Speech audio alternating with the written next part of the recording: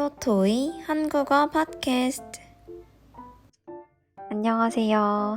토토이 한국어 팟캐스트에 오신 여러분 만나서 반갑습니다.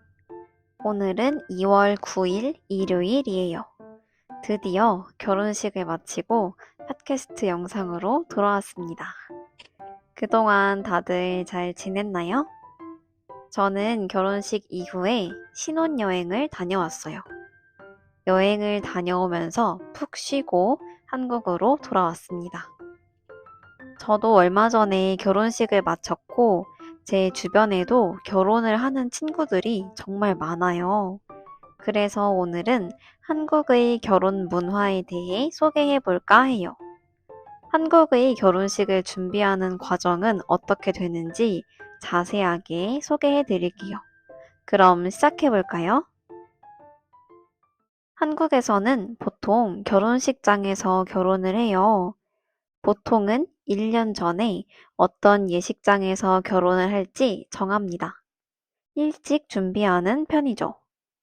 예식장 여러 군데를 다녀보는 투어를 합니다. 이렇게 웨딩홀을 고르고 난 뒤에 서로의 부모님을 만나서 인사를 드려요. 이걸 상견례라고 부릅니다. 발음이 조금 어렵죠? 이렇게 상견례를 마쳤다면 신랑 신부는 본격적으로 스드메 준비를 시작해요. 결혼식에서 가장 중요한 세 가지를 꼽으라면 아마 이 스드메를 고를 수 있을 것 같아요.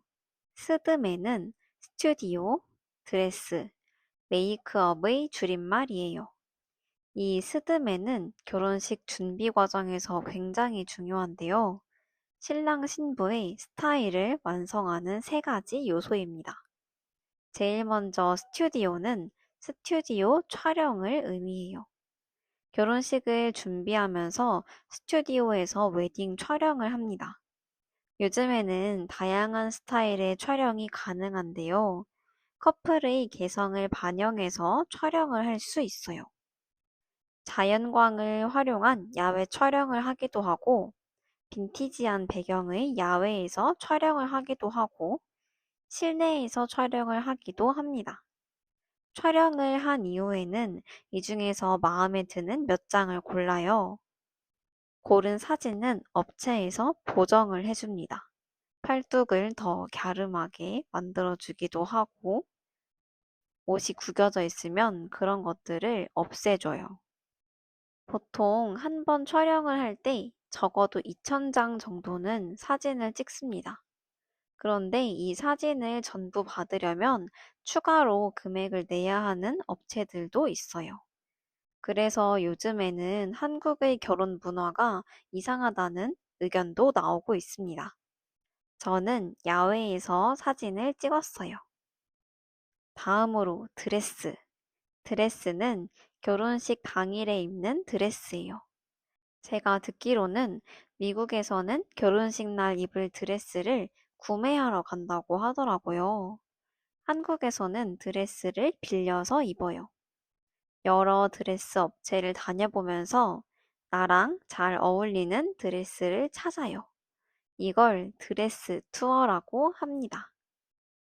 드레스 투어를 할 때에도 전문 화장 업체에서 화장을 받고 가는 사람도 있어요. 저는 시간이 부족해서 여러 드레스 업체에는 가지 않았어요. 그래서 인터넷으로 후기를 찾아보고 한 군데를 방문했어요. 드레스 스타일은 크게 두 가지가 있어요. 비즈 드레스와 실크 드레스가 있어요. 보통 어두운 예식장에서 결혼을 하면 비즈 드레스를 고르고 밝은 예식장에서 결혼을 하면 실크 드레스를 골라요. 추가적으로 스튜디오 촬영을 할 때 입을 드레스를 고르는 사람도 있고 결혼식이 끝나고 피로 현장에서 입을 드레스를 함께 빌리는 사람들도 있어요. 마지막으로 메이크업은 화장이에요. 결혼식 당일에 하는 화장을 말합니다. 아무래도 결혼식이 우리 인생에 보통 한 번이기 때문에 한국 사람들도 결혼식에 굉장히 신경을 많이 써요. 여러 후기를 찾아보면서 어느 메이크업 업체가 자신과 잘 맞을지 비교합니다. 그런데 제 경험으로는 결혼식을 보러 갔을 때 안 예쁜 신부나 안 멋진 신랑은 없더라고요. 그날의 주인공은 신랑 신부이기 때문에 어느 업체에서 하든지 예쁘게 메이크업을 잘 해주시는 것 같아요. 그리고 요즘에 한국에서는 스튜디오 촬영을 할 때 헤어 변형이라는 게 유행이에요. 한 가지 헤어스타일로 웨딩 촬영을 하는 게 아니라 말 그대로 헤어스타일을 바꿔주는 거예요. 처음에는 머리를 푸르고 드레스 한 벌을 입고 촬영을 해요. 그렇게 30분 정도 사진을 찍고 머리 스타일을 바꿉니다. 이때 드레스도 다른 걸로 바꿔 입고요. 이렇게 촬영을 하면 하루 만에 여러 스타일로 사진을 찍을 수 있어서 다채로운 느낌을 줄 수 있다고 해요. 이건 결혼을 먼저 한 제 친구가 정말 추천했던 방식이에요. 사실 저는 하지 않았습니다. 이렇게 스드메 준비를 마치고 난 후에는 청첩장을 만들어요. 청첩장은 초대장이에요. 우리의 결혼식에 와달라고 종이로 된 초대장을 만들어요. 이 청첩장은 가족, 친구들, 회사 동료에게 줘요. 요즘에는 이렇게 청첩장을 주면서 밥을 사주는 문화가 생겼어요. 그걸 청첩장 모임이라고 불러요. 예전에 코로나 바이러스가 유행하기 전에는 결혼식 이후에 뒤풀이를 했다고 해요. 뒤풀이란 식당 하나를 빌려서 신랑 신부의 친구들과 함께 노는 자리를 말해요. 그런데 코로나 바이러스가 유행하던 시기에는 이런 모임을 하기가 어려웠어요. 그래서 그 이후에는 한두 명씩 친구들을 만나서 식사를 대접하며 청첩장을 주는 문화가 자리 잡았습니다. 제가 이걸 실제로 해보니 시간도 많이 들고 자꾸만 살이 찌더라고요. 맛있는 걸 매일 저녁마다 먹으니까 오히려 결혼식을 할 때가 살이 많이 쪘어요. 결혼식 당일에는 부모님 입장, 신랑 입장, 신부 입장, 축가, 축사 등의 순서로 결혼식을 진행해요. 축가는 결혼식을 축하하는 마음을 담아서 부르는 노래이고, 축사는 결혼식을 축하하는 마음을 담아 친구들이 쓴 글을 읽어주는 걸 말해요. 요즘에는 결혼식을 짧게 하는 편이라 보통 행사는 15분이면 마칠 수 있어요.